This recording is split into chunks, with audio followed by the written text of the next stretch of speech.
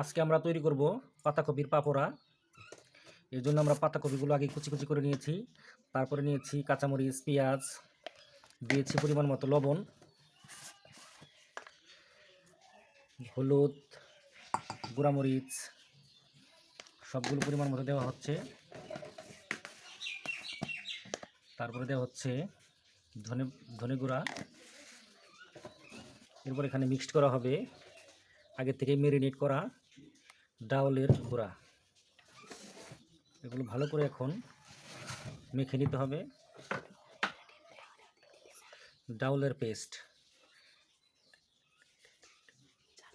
এটা হচ্ছে এখন মিক্সড করা হচ্ছে চালের গুঁড়া পরিমাণ মতো। এখন এটাকে ভালো করে মাখিয়ে নিতে হবে।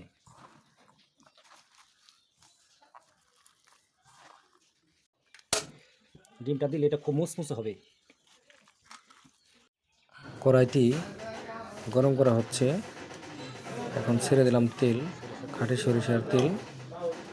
তেল গরম হওয়ার পর আমরা এই মিক্সড পাকোড়া ব্লেন্ডিং করা এগুলো আমরা একটা একটা করে বড়া বানিয়ে ছেড়ে দিব।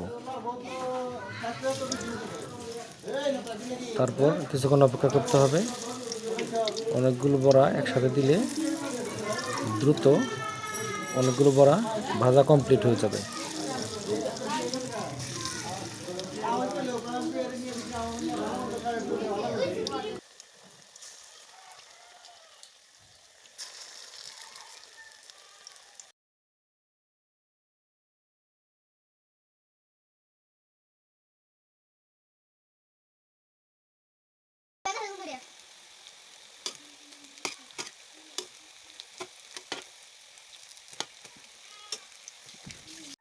এই তো আস্তে আস্তে কিছুক্ষণ ধৈর্য ধরার পর তৈরি হয়ে গেল আমাদের পাতাকপি এবং ডিমের তৈরি পাকোড়া। সত্যিই চমৎকার এবং অসাধারণ। আপনারা যারা বাড়িতে খেতে চান আমার রেসিপিটা খেয়াল করলে কিন্তু বাড়িতে আপনারা খেতে পারেন।